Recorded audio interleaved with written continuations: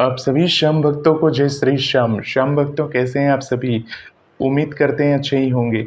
श्याम भक्तों, बाबा श्याम को किस समय भोग लगाना चाहिए? जब हम आरती करते हैं तो आरती के समय भोग लगाना चाहिए या आरती होने के बाद भोग लगाना चाहिए? इसके बारे में बहुत सारे कमेंट्स आ रहे हैं।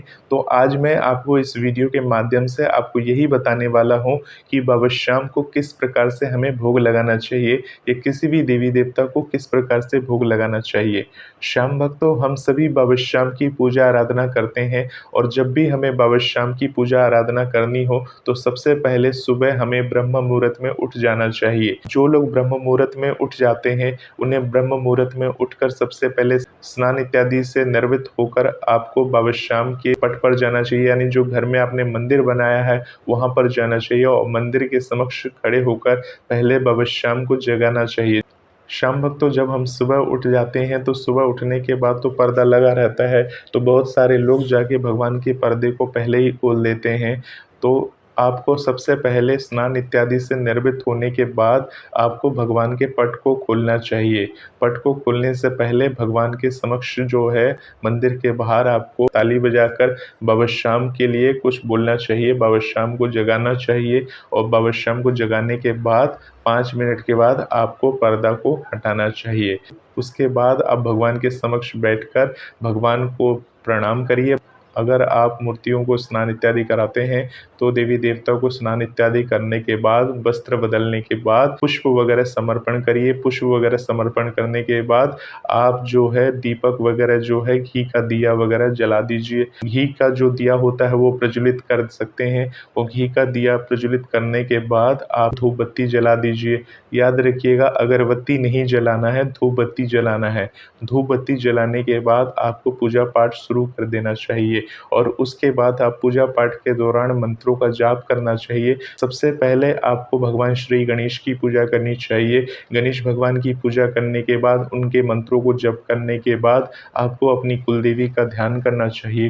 उसके बाद माता रानी का ध्यान करिए, भोलेनाथ का ध्यान करिए। उसके बाद बाबा श्याम का आप ध्यान कर सकते हैं, बाबा श्याम के चालीसा को पढ़ सकते हैं, बाबा श्याम के मंत्रों का जाप कर सकते हैं। भगवान को स्नान इत्यादि करा देते हैं, बाबा को वस्त्र पहना देते हैं, तो बाबा के समक्ष हम भोग प्रसाद वगैरह भी रखते हैं। सुबह सुबह आप भोग बना नहीं पाते होंगे बाबा के लिए, अपने घर में अगर भोग बनाना चाहते हैं तो सुबह सुबह हो नहीं पाता है, तो आप घर में पंचमेवा का प्रसाद रख सकते हैं। पंचमेवा में 5 प्रकार के मेवे को मिश्रण करके आप एक डिब्बी तैयार कर सकते हैं प्रसाद का, और उसमें से थोड़ा-थोड़ा प्रसाद जब आप सुबह पूजा करने के लिए बैठते हैं, उसमें भगवान को अर्पण कर सकते हैं। तो श्याम भक्तों, भगवान की पूजा पाठ संपूर्ण करने के बाद, मंत्रों का जाप करने के बाद हम क्या करते हैं, भगवान की हमें आरती वगैरह करनी चाहिए।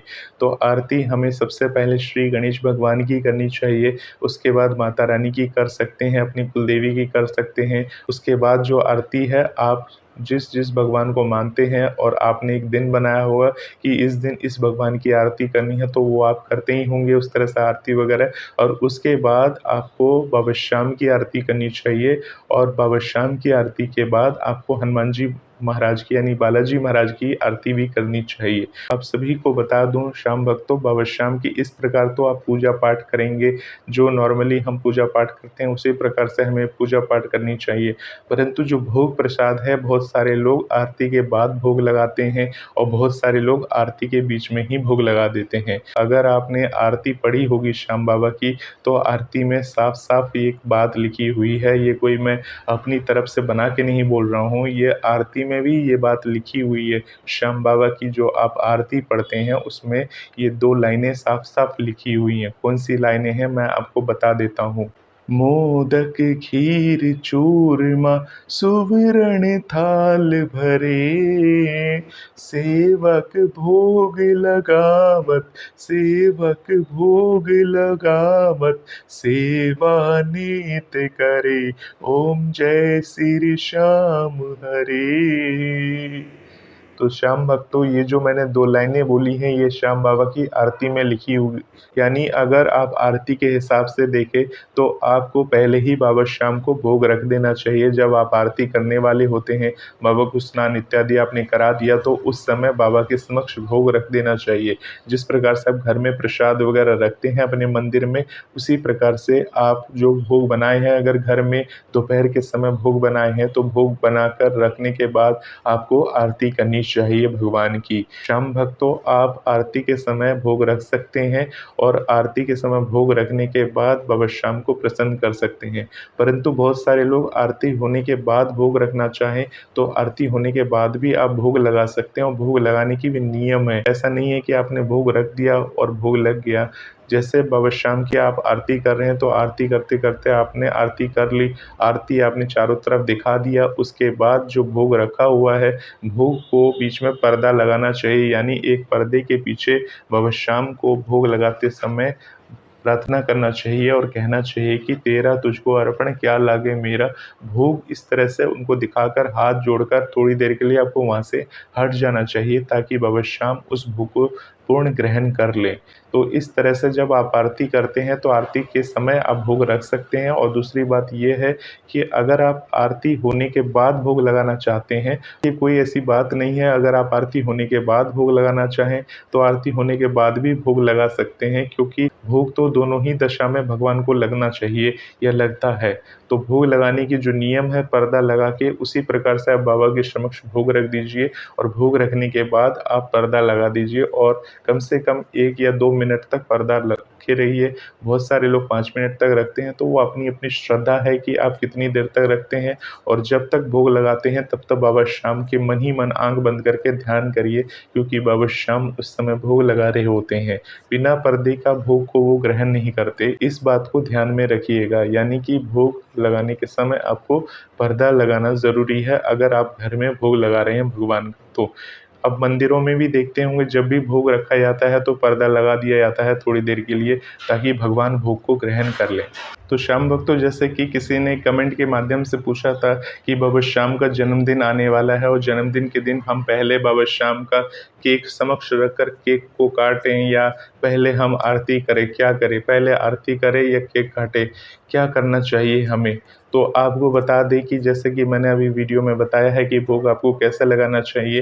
केक जो होता है, अगर आप 4-5 भगवान की आरती करते हैं और बाबा के समक्ष वो केक रखते हैं, और केक देखिए जो आप रखेंगे बाबा के समक्ष, वो जो है अंडा रहित होना चाहिए, एगलेस होना चाहिए। ऐसा नहीं कि भूल से आपने बाज़ार से ऑर्डर कर दिया हो, उस केक में अंडा मिश्रित है या नहीं है, ये तो आप पता नहीं कर पाएँगे। तो इसी कारण से अपने समक्ष बनवाएँ उस केक को, और देख ताक के ही उस केक का भोग लगाएँ। शुद्ध केक का भोग लगाएँ बाबा श्याम के समक्ष। आजकल तो घर में भी बहुत सारे लोग केक बना लेते हैं। कोशिश करिए जो मावे का केक होता है, उसका भोग बाबा को अति प्रिय है, तो मावे की केक का भोग लगा सकते हैं बाबा श्याम को।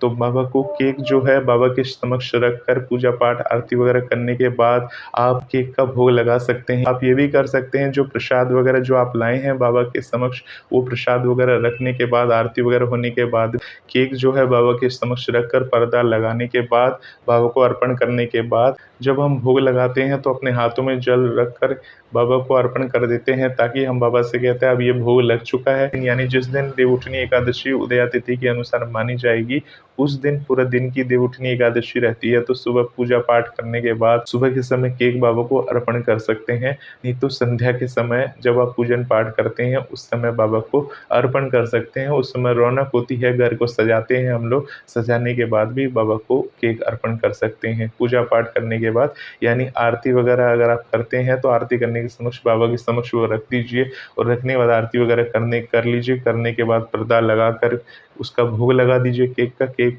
का भोग लगाने के बाद उसके बाद बाबा श्याम को प्रणाम करिए, हाथ में जल लेकर 2 बार उसर दीजिए। उसरना ये होता है कि बाबा श्याम को वो केक अर्पण हो गया, या कोई भी भोग बाबा को अर्पण कर रहे हैं तो जल का भोग लगने के बाद हाथ से उसर देना ज़रूरी है। तो उसर के उसके बाद बाबा श्याम का ध्यान करके बाबा श्याम प्रसन्न होते हैं। तो इस प्रकार से आप पूजा करने के दौरान जो है, आरती करने के दौरान आप भोग प्रसाद रख सकते हैं। और अगर आप ये नहीं कर पाते तो भोग बाद में भी आप लगा सकते हैं, पर्दा आपको लगाना पड़ता है और इस तरह से बाबा श्याम को प्रसन्न करना पड़ता है।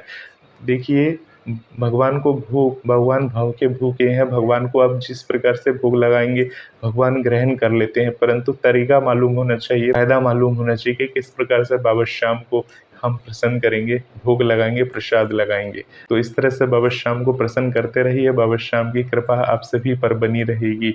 श्याम भक्तों, अगर आप इस चैनल पर नए हैं तो इस चैनल को सब्सक्राइब कर सकते हैं, लाइक कर सकते हैं, ये आपकी मर्ज़ी है, क्योंकि इस चैनल के ऊपर और भी बहुत सारे ऐसे वीडियोज़ हैं जिसे आप सभी को जानना चाहिए, देखना चाहिए। और जब तक आप इसे सब्सक्राइब नहीं करते हैं तब तक वो वीडियो की नोटिफ़िकेशन आप तक पहुँचेगी नहीं, आएगी नहीं, तो बाबा श्याम के बारे में जानेंगे कैसे?